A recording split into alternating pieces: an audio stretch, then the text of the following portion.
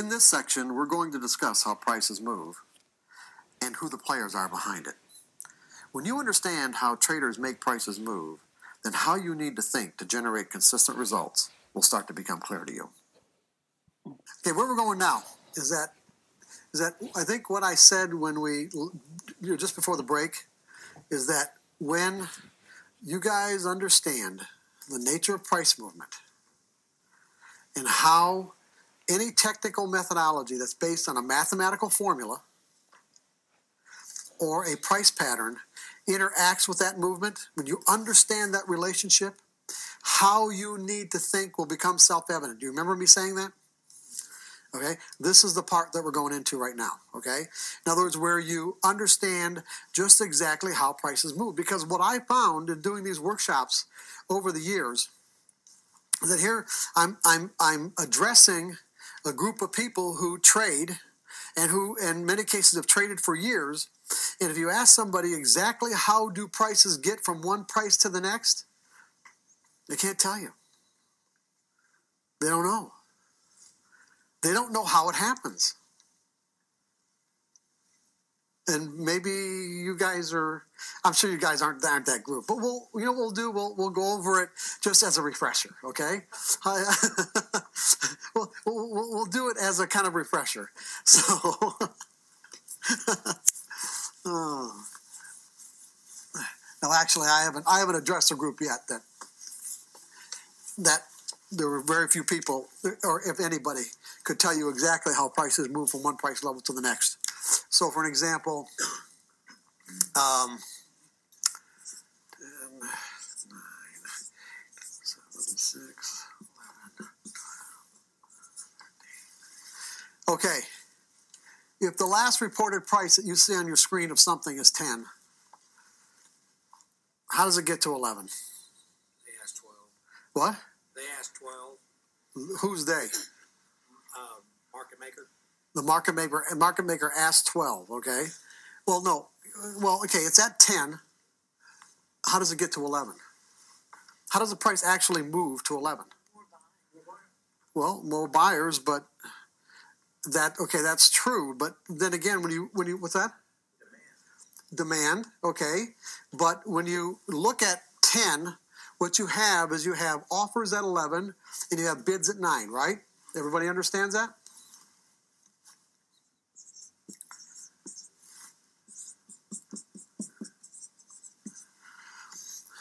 Okay, now, there's only two ways that anybody can make money in this business. There's only two possible ways, no matter what strategies you're employing, no matter how elaborate they are, no matter how simple they are. You have to be able to buy something at a low price and sell it back at a higher price, or sell something at a high price and buy it back at a lower price. Are we in agreement on that? And would you also agree that everyone that trades is trading to make money? In other words, I'm going to say that there isn't anybody who puts on a trade that does so knowingly and consciously thinking it's going to be a loser. In other words, when they go into the market and say, my purpose is to lose money. Okay, you guys with me on this? Now, if the only way that you can make money is to buy low and sell high, or sell high and buy low, and the last price, posted price, is 10, which represents the value at that moment, then what's low? 9 is low, and what's high? 11. What's the only way that it can get to 11?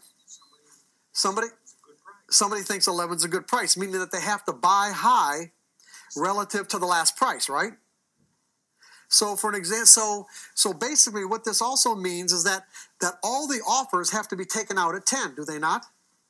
Anybody who had an offer in at 10 that wanted to sell at 10 will get filled, and all those offers have to be taken out for the price to go to 11. Correct? And of course, and for the price to go to 12, all the offers that exist at 11 have to be taken out so that someone could actually bid the price up to 12. For prices to move, somebody literally has to bid the market up. Or for prices to go lower, it means that someone has to offer it lower.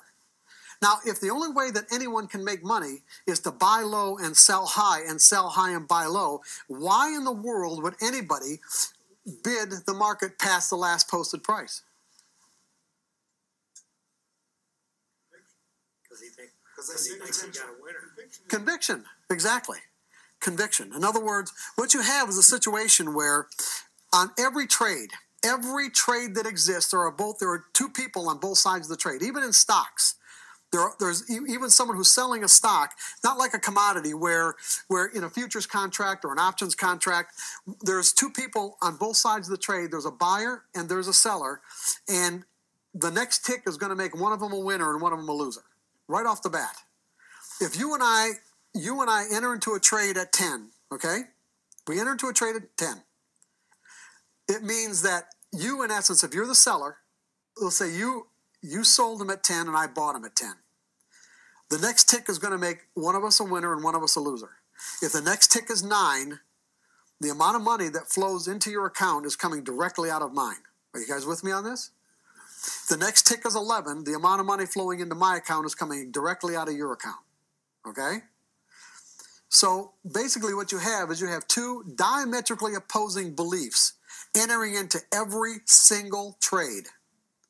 Every trade that is made, there are diametrically opposing beliefs about what the future is going to be. So again, I'm going to say, what would cause anybody to buy high or sell low? Just conviction. In other words, what you have is a situation where if someone's willing to bid a market up to the next highest price, basically what that person is doing is that person is stepping out, saying that my conviction that the price is going to go to 12 or beyond is so great that I am willing to do the opposite of what I need to do to make money. Think about what I just said. I am willing to do the opposite of what I need to do to make money because my conviction is so strong that the next price will be 12 or 13. Otherwise, this person would wait. If this person thought the next price was going to be 9, then they'd buy lower. If they thought it was going to be 8, they'd buy low. They'd wait and buy lower. Whereas, so what happens is that the person who's willing to bid a market up and take out these offers at 10, take out all the offers at 10 and bid it up to 11, has to have a stronger conviction in the future than the person who sold it to him at 11. Because this person is creating price movement, is actually creating movement, and the person on the other side of the trade is being passive because they're doing exactly what they think they need to do, and that's sell high relative to the last price. Are you guys with me on this? Okay, everybody understand it? Now, I want to ask you, is there anybody in this room who has purposefully bid up a market? There are some people who've actually bid a market up. In other words, the people who've actually taken the offers, all the offers out at the next highest price and bid it up. Do people like that exist? Yes. So in other words, we are aware of the fact that there are traders who both have the financial and the psychological resources to actually purposefully bid markets up or offer them lower. We're together on this, right?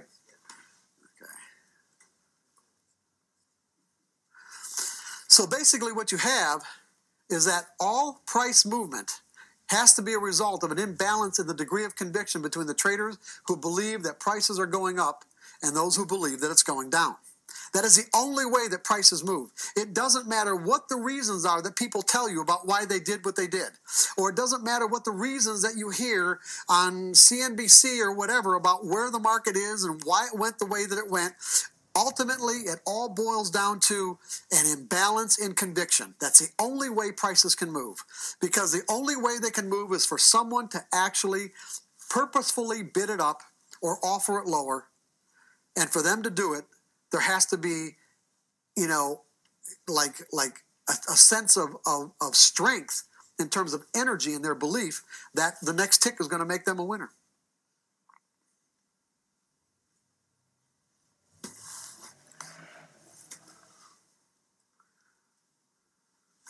Okay, so we basically, does everybody understand?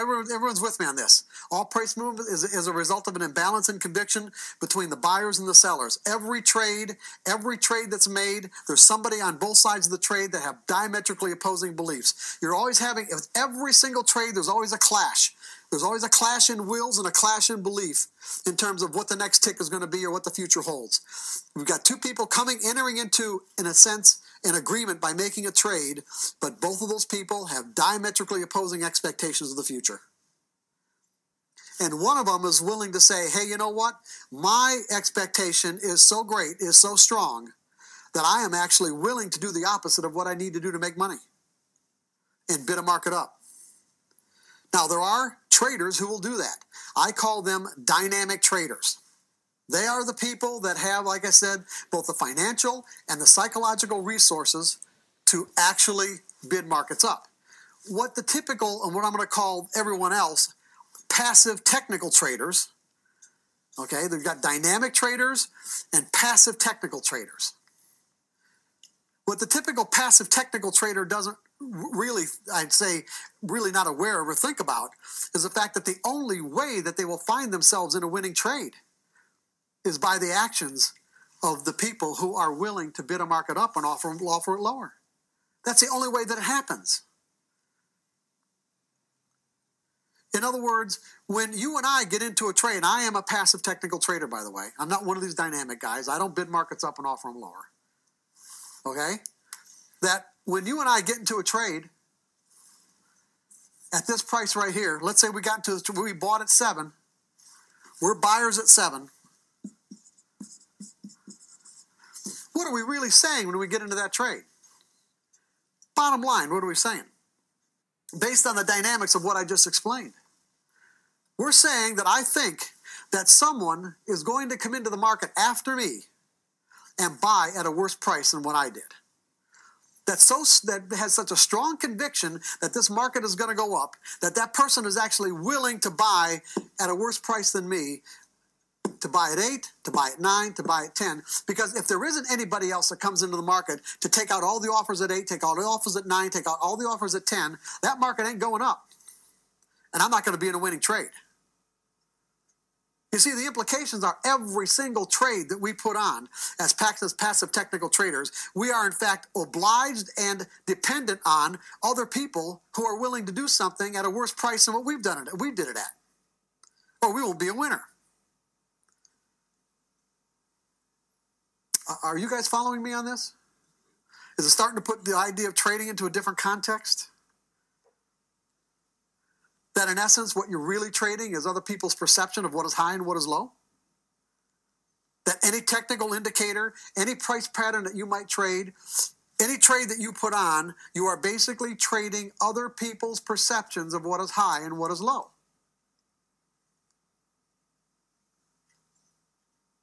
Now, when you think about how well you might know other people's perceptions, you think about it in that context, it might not make a lot of sense to get so fixated on staying in a trade that isn't working.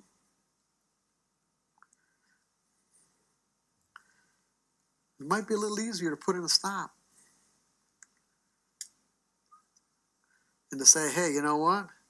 If people aren't coming in to buy at a higher price than me, I'm going to give them this much room from here to here. And if they don't come in, I'm out of this trade. I'll just go to the next one.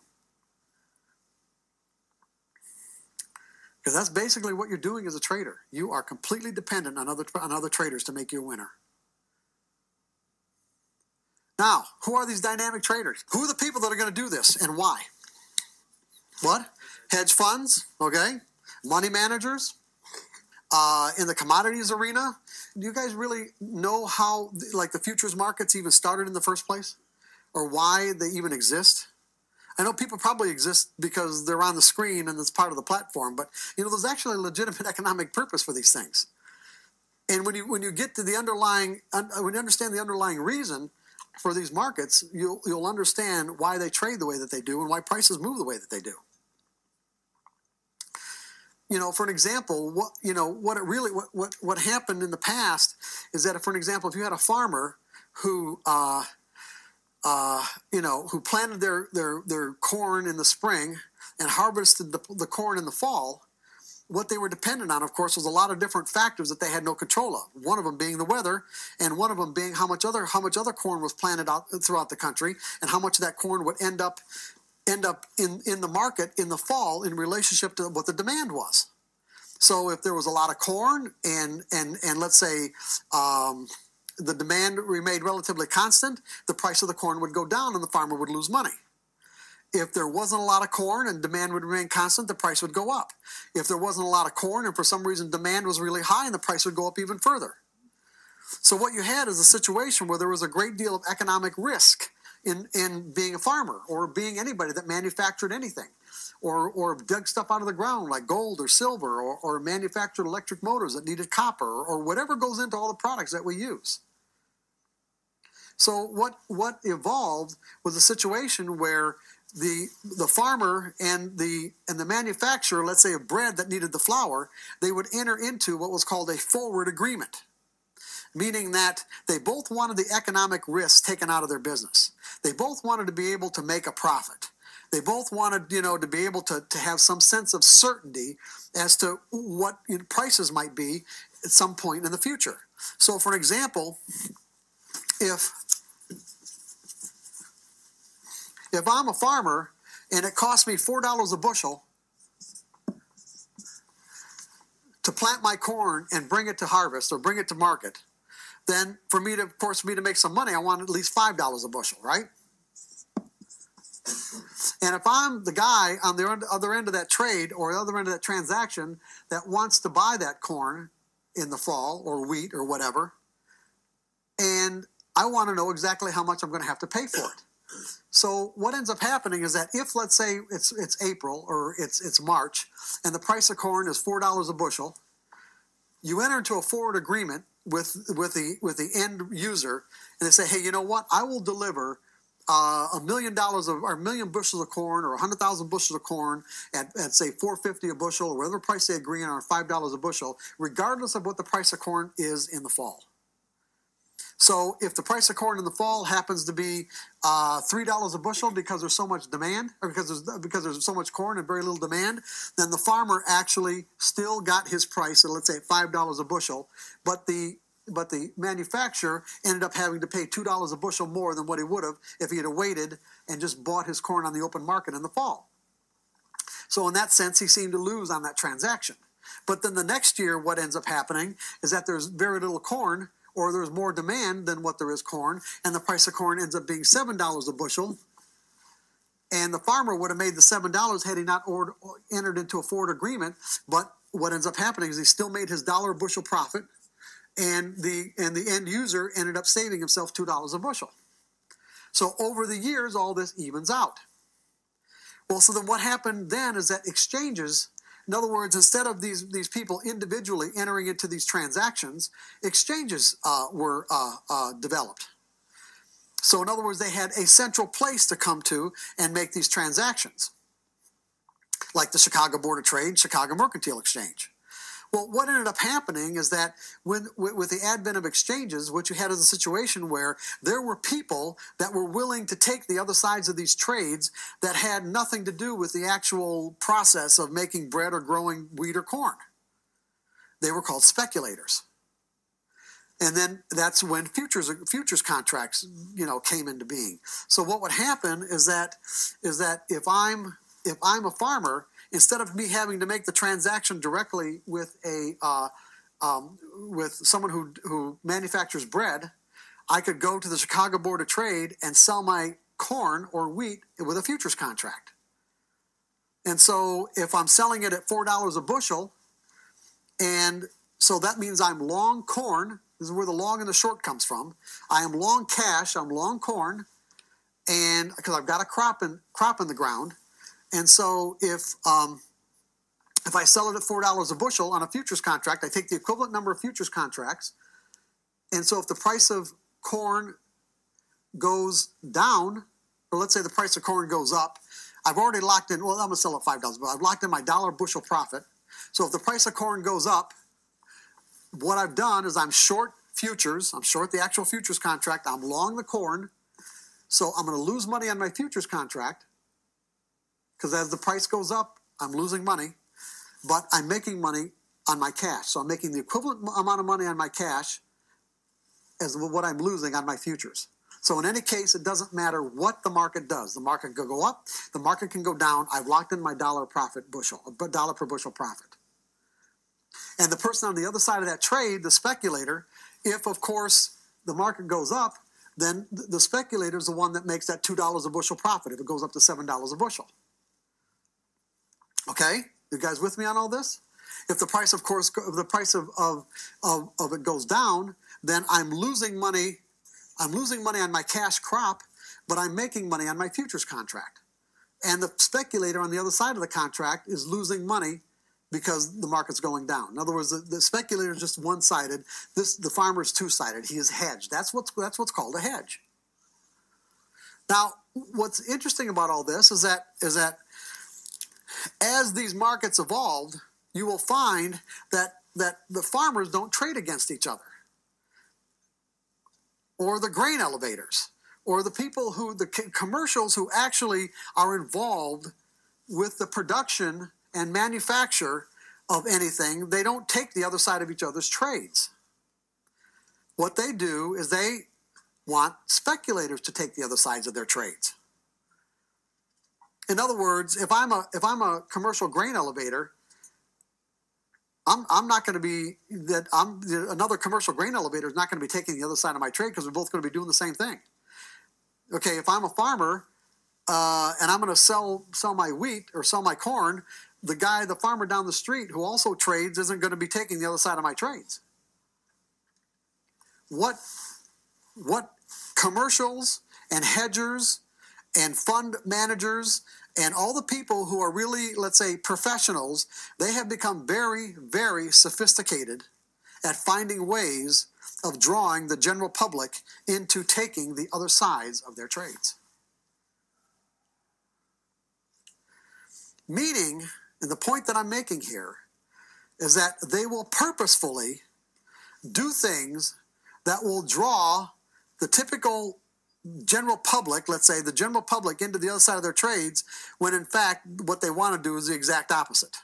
For an example, let's if I'm a hedge fund manager and I'm long stocks, or it doesn't really matter what it is. I could be long bonds, I could be long gold, I could be whatever it is, and I want to liquidate my position. Now I've got a huge position, meaning I've got a cash position and I want to sell it. If I go into the market right now and sell my entire position, what do you think is going to happen to the price? Chances are it's going to go down. I am actually going to, because of the volume of my trades, I am actually going to drive the price down, making my average cost lower and lower. I don't want to do that. I don't want to, so for example, if I come into the market and I say, hey, you know what? I've got 10 million shares of this and that to sell. What's going to end up happening is that those 10 million shares are going to end up taking out all the bids, all the prices down, take out all the bids until you find a spot where it can't take out, where the size of the trade cannot take out any more bids and the price stabilizes. Okay? So I'm thinking to myself, now, what you get is you've got these, what I'm going to call like these hot shot kind of hardcore traders, where, you know, to make a name for themselves, because they're in a big trading room and they compete amongst one another and their bonuses depend on how well they do. What if they did something like this? I'm looking at a price chart. Let's just say they could be daily bars or whatever. Okay. And this is like a swing high, swing low, okay? Now, interestingly enough, as we're talking about this, I want to make a point about what does this price represent right here, and what does this price represent right here? What? Yeah, we're going to call it resistance, but more from a practical matter, what does it represent? What's that? Nobody believes it's going to go higher. Ah, yeah. In other words, there wasn't. No, you're right. He said that nobody believes it's going to go higher. It represents there wasn't one person in the whole world, that was willing to bid the price one tick higher. Not one. Up to this point, there could be any number of people who were willing to bid it higher. But it got to a certain price level, and there wasn't one person left in the whole world that would bid it higher. This, by the way, is one of the reasons why technical analysis works, is because the market has a memory. This is why technical analysis works. The market has a memory. Because when the market came back down, you formed a swing low, came back up to this high, there were people who made money by selling this high. There's a good chance those same traders are going to come back into the market and do it again. As well as there are people who lost money by buying that high. Because for every trade that was made up to this last price, there was a buyer and a seller. There was a trader on the other end of the trade that bought that high. Now, when the market comes back again to the same price level, chances are there will be an imbalance between the buyers and the sellers. Just by the mere fact that the people who made money are going to be willing to trade it again and come into the market maybe with a lot of ferocity. And the traders who lost money by buying that high are probably not going to be willing to do it again. And so what you have is even more of an imbalance that existed the last time. Are you guys with me on this? I'm waiting for it to break through. Okay, well, that's fine. You can do that. However, You can explain that part, what they're thinking? no, I'm not going to really the most I'm going to do is get into what we're just doing right now, because this is not, this is not a course in technical analysis. I mean, and it doesn't really matter anyway, because you guys are trading off of mathematical formulas and not doing subjective trading. So, and this would fall into the category of subjective trading.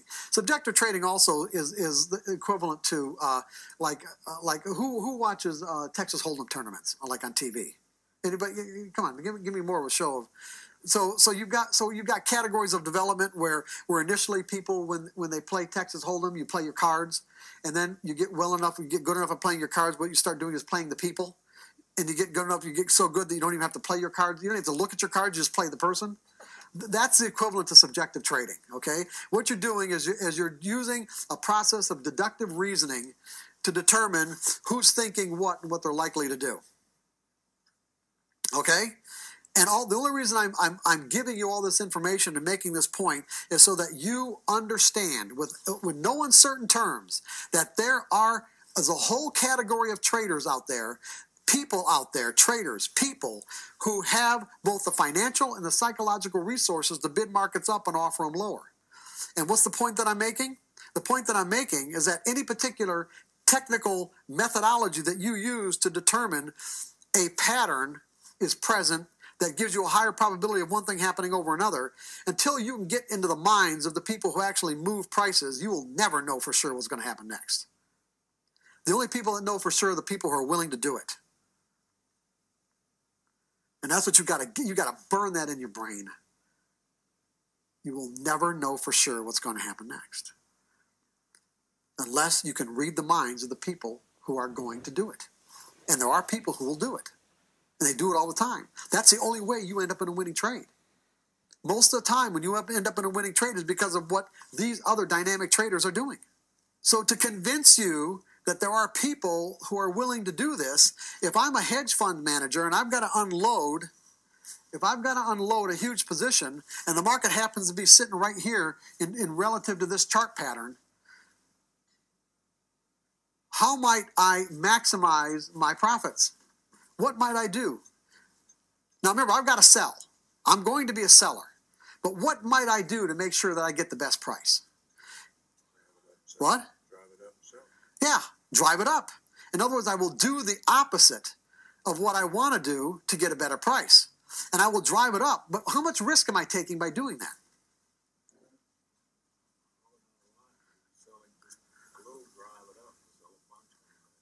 Well, yeah, I mean, if I drive the price up by taking out these offers and then bidding up, taking out an offer, in other words, I can look with depending on the kind of software I have, I can find out what depth, the depth of the market, meaning that and I'm not saying these are hard offers because people pull their offers all the time, but I can look at this, high and I say, you know what?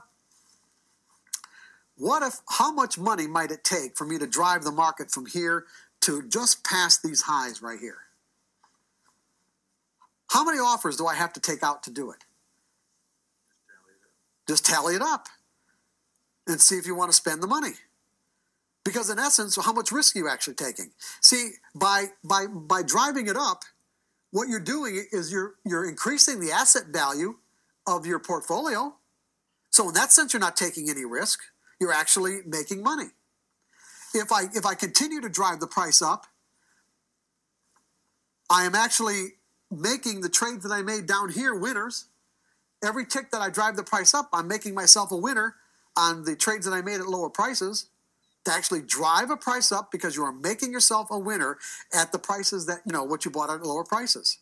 If, for an example, by me driving this price up, it draws other people into the market, that will help, will it not? Because it creates more of an imbalance.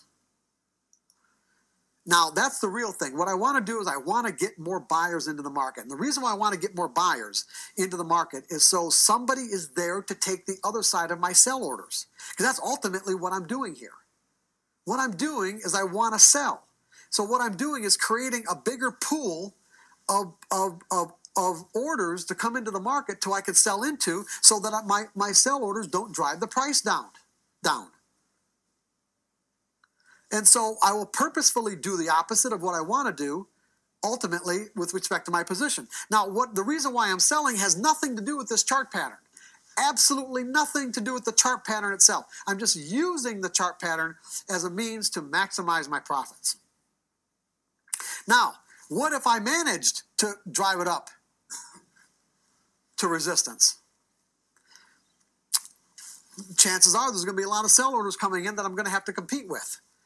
That's a risk that I'm taking here. But what if I can drive it a little past that resistance? What I'm going to have is a situation where all the people, the other traders who sold at this level right here, that came into the market because it was approaching this previous high, they're going to put their stops a little bit above the market. Now, what kind of stops are they going to be? They're going to be buy stops. If they sold to get out at a loss, they have to be buyers. If I can drive the market to those buy stops, I have given myself an instant pool of orders to take the other side of my trades and get me out at maximum profits. This is typically what you see in a chart pattern as a false breakout.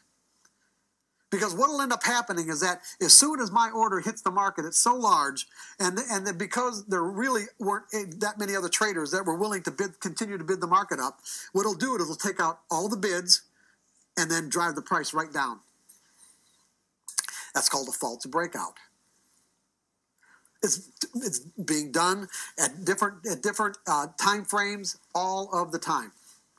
To do this, you have to have a large enough position so that when you drive up your cost basis, it's incrementally small compared to where you really are today. Yeah. And then, as you said, you get up to either you do it below that resistance, hope you break above, and then you just dump your shares. Right. Thank you. Now, like I said, this is. Did anybody ever wonder why, you have a really strong bull market or a really strong bear market, and the market seems to open up in the morning, like in bull markets it opens lower, in bear market it opens higher? Like, why does that happen? Well, what's the deal with that? What do you think's going on? You ever heard the term shaking out the weak longs and the weak shorts? That's what dynamic traders are doing. They're shaking out the weak longs and the weak shorts. In other words, they're taking their spot. Because what you have in a bull market is you have, people that, as the market's going up, because this is a daily bar, but if we made it an intraday bar or whatever, as the market is going up, they're buying, people are buying, but they're not like really confident about what it is that they're doing. Now, in the morning, before the market opens, there might not be that many bids. In other words, after the market opens, there'll be more bids that come into the market, but before the market opens, there might not be that many bids. So if there aren't, what these dynamic traders will do to take advantage of this is they'll hit those bids. In other words, they'll sell into those bids, drive the market down, and then when the market opens up, all of the weak longs, meaning people who aren't that confident, will start to get a little frightened. And to get out of their position, what do they have to do? They have to sell, and these other dynamic traders will take the other side of their sell orders to buy and increase their position, and the market goes right straight back up. All they did was shake these guys out, take their spot at lower prices by by forcing the market lower on the open. Go ahead. Isn't this an argument to either not use? Let's talk. No. It is not. No, You know I don't where want I'm to get. going? I don't want to get into the use or not. Absolutely, use stops. I'm not going to. We're not going to get into that. As mechanical, passive technical traders in the mechanical mode, this is not in any way saying that you should not use stops. Absolutely, it's a disastrous thing to do. Not use stops. Okay, because I'm not saying that regardless of any of this, that you can't make money. All I'm doing is giving you examples that there are people out there who will drive prices up and offer them lower, that they have the psychological and financial resources to do it. And the reason why I'm making so much emphasis is that the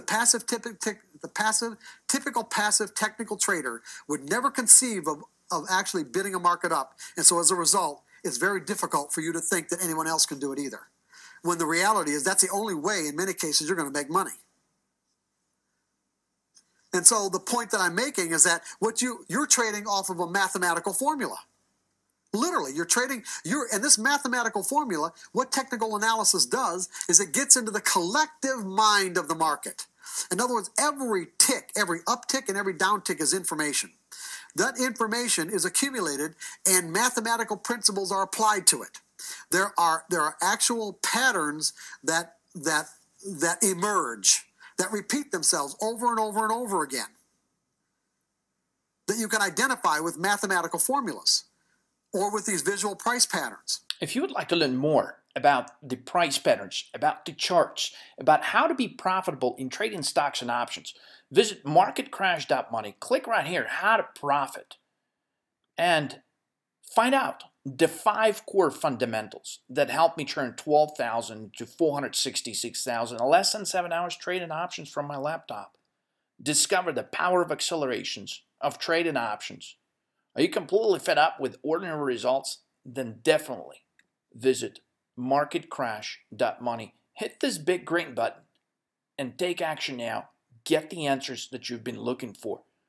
Specifically, in this 1.5 hour course video, not only do I explain and specifically give you details on how I turned 12K into 466 in a very short amount of time, but I reveal a ton of secrets, specifically which are the best stocks for trading options, the top 3 chart patterns for huge returns, the key to locking the huge gains, how to trade the reaction of the market to the news rather than news themselves. I help you discover the secret behind timing. Can you imagine if you could only trade on days where you have a 70-80% probability of getting your trades correct and avoid the days or whether the probability is entirely uncertain? And more secrets like discovering the difference between the trend and TRO and what it could mean to your trading results. Again, visit marketcrash.money, hit the big green button, and make your 2018 the most profitable year ever.